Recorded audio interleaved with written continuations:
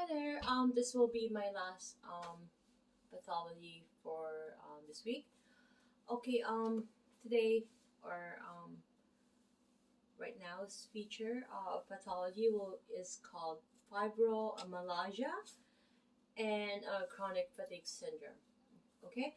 So I just wanted to specify between um, fibrositis and fibromyalgia. So fibrositis is more so if I have made a video that if it's saying itis at the end, there's an inflammation going on. Okay, and fibromyalgia is just achiness and pain all over. And how you would diagnose with this, it would be a pain or achiness all over the body of all those tender points, 11 out of 18 tender points out of the body, and it's cumulative of 3 months out of 8 months, right? That's how you would diagnose fibromyalgia. Like before, you know it wasn't really a condition until later on in the 1980s to 1990s that they have you know finally, like, it's a legitimate condition. So I'm just gonna read some points here. Those specific tender points were more common in those with fibromyalgia syndrome than in age, sex, and race matched control groups. The mechanism of the symptom is still not clearly understood. Again, it's unknown. Okay, so fibromyalgia, in definition, is a painful, non-articular rheumatic condition for at least 3 months duration, like I have specified earlier. So it's characterized by widespread muscular achiness and specifically the palpation of tender points of 11 of 18 prescribed location of the body. I'm gonna have a model later on, one of my daughters. So I'm gonna point. I'll do another. It'll be a part B of this pathology or video. Okay, so this is mostly you know um a systemic condition. It's like it's unknown because it's like the achiness, the pain is all over the body. So again, like I said before, they weren't really considering this as a chronic pain or a condition, but now it's diagnosed by 11 tender points out of 18. Okay, and if there's a chronic a pain and achiness all over the body, 3 months, then you have a fibromyalgia. Okay, so um, it affects points above and below the waist, including the low back, the shoulders, including the trapezius muscle, the neck, the back of the head, the upper chest, the arms, the hands, the thighs, and the legs. So other areas such as the temporomandibular region and anterior chest may also be affected.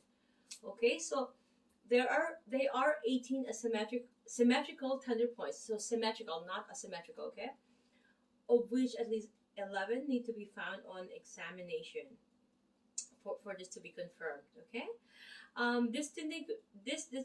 distinguishes fibromyalgia from other conditions such as chronic fatigue syndrome or myofascial pain syndrome, or it could be a trigger point, or it could be a myalgic encephalomyelitis or various forms of arthritis and lupus.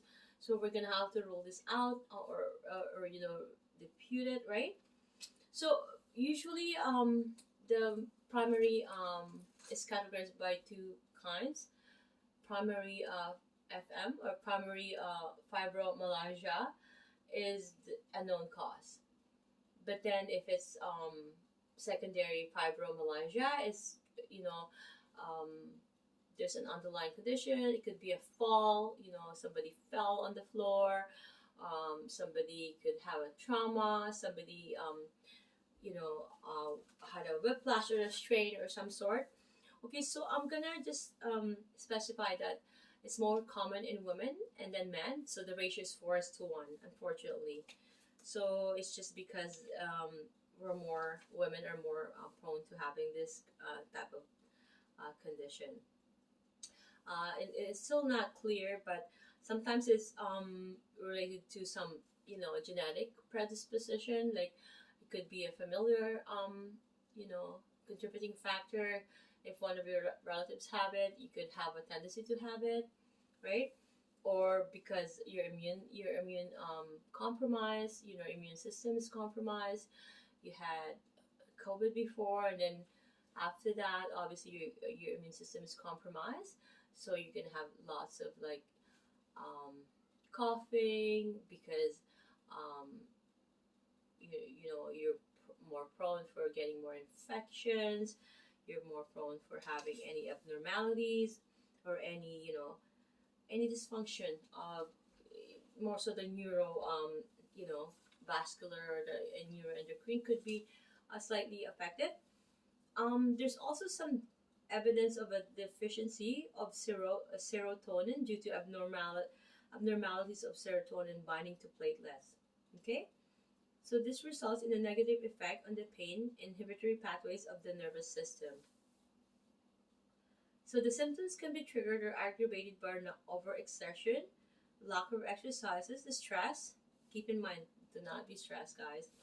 Anxiety, depression, lack of poor quality of sleep. There's no why do we have to be depressed? Me, I'm so anxious too, right? I tell myself, why do we have to be anxious? I shouldn't be anxious if we're with God or with Jesus or whichever we follow. There's no point of doing that. So let's just, because it's gonna cause more of a cycle of disease. You're gonna attract more dysfunction and irregular irregularities in our body. Okay. Um. So any extremes of temperature or humidity, especially cold and hot weather, and any infectious illness could trigger this condition. Okay, so we can't be living in Canada. It's going to cause us so much achiness if a client has FM. They're going to be in so much pain during winter. It's a lot of like torture for them, and even during extremities of hot weather, it's also going to be torture for them. Okay, so some sources suggest two types of fibromyalgia, which is post-traumatic fibromyalgia thought to develop after a fall. I have mentioned that earlier that some most commonly it begins in young adulthood with symptoms of developing slowly and gradually increasing in intensity as the person reaches between 30 and 50 years of age. The course of this syndrome is unpredictable. It may be chronic, go into remission, or become cyclical with periods of flare up, alternating with periods of remission. Okay, it's not really life threatening or progressive, but it could be like, it could affect your ADLs, assisted daily living. It could affect your sleep. It could affect your posture. It could affect overall your perception in life. You're gonna be in pain. How are you gonna see life in a peaceful and happy manner, right? If you're in pain. So this has to be addressed. So it's best that they see a massage therapist to address this. Before and foremost, they have to be diagnosed and all that, but it's the best for them to see massage therapy.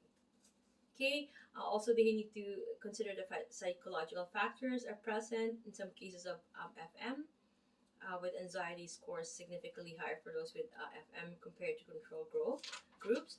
So causes of fibrocytic personality has been discounted rather than being a cause. Psychological disturbances are related to increased severity of pain experienced by a small group of those with FM. Okay, so in fact, more psychological disturbance was experienced by people who had increased severity of pain due to other chronic pain disorders such as RA, like rheumatoid arthritis. So people with FM have often treated with doubt by the medical profession regarding their symptoms. So, but once you're diagnosed, the person is often glad of no longer being prescribed as a hypochondriac or having a name of the pain and other symptoms that have affected their life, for like months or years. They've been, like, how do you call it? Um, the inability to function like properly. They are mostly like considered disabled, right? Anyways, medically, a 3-month history of general symmetrical pain is diagnostic after palpating 11 out of 18 tender points. I'm going to stress that out again, okay? And it has to be bilateral, it has to be symmetrical, okay? The physician will often use blood tests and x rays. Because the secondary symptoms are often common to arthritis, these tests are performed to confirm the diagnosis of FM rather than arthritis. So we're going to have to rule out arthritis at this point. Okay, there's no cure for this, and the condition is frequently treated with medication.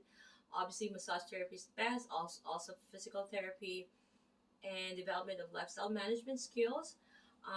Also, low doses of antidepressant, such as tricyclic and tetracyclic antidepressants, are found most effective in increasing deep sleep, improving serotonin levels, and decreasing pain.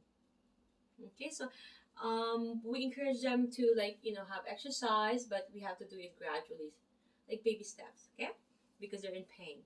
So the focus is to improve posture, encourage stretching, and increase endurance. Initially, the person increases muscular achiness, so as after post exercise, but then they'll feel better after. Okay, they're just gonna have to go through that pain, no gain. Okay, lifestyle management involves learning to listen to the body for pain and fatigue levels, and then reorganizing activities accordingly. So some contraindications, right? We're gonna avoid the deep work on these clients. We're gonna try to avoid to overstretch them. We're not gonna do invasive techniques.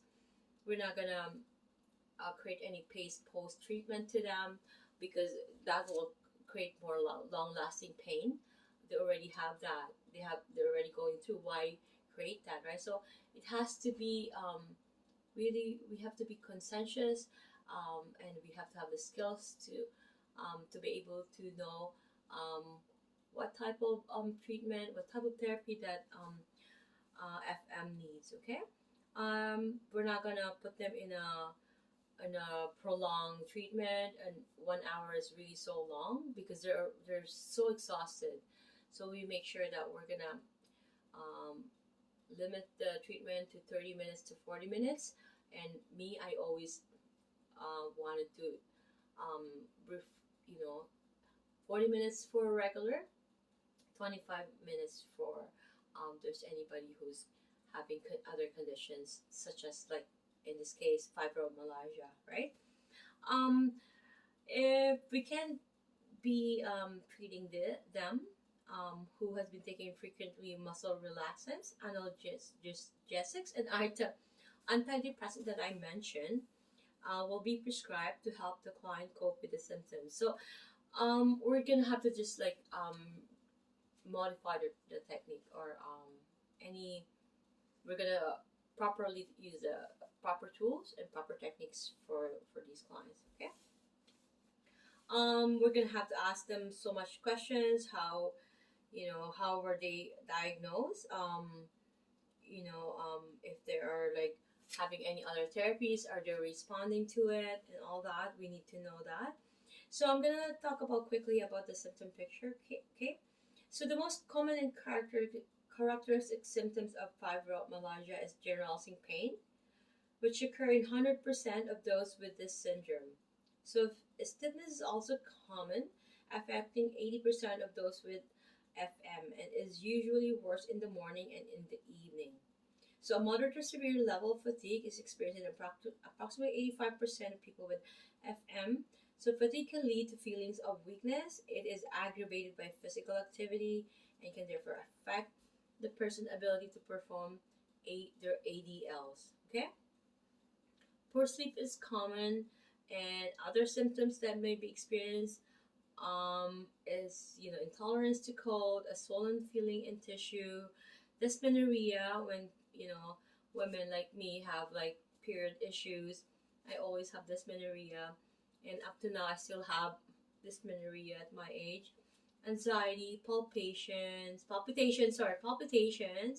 increased rapid heartbeat, not palpation, sorry.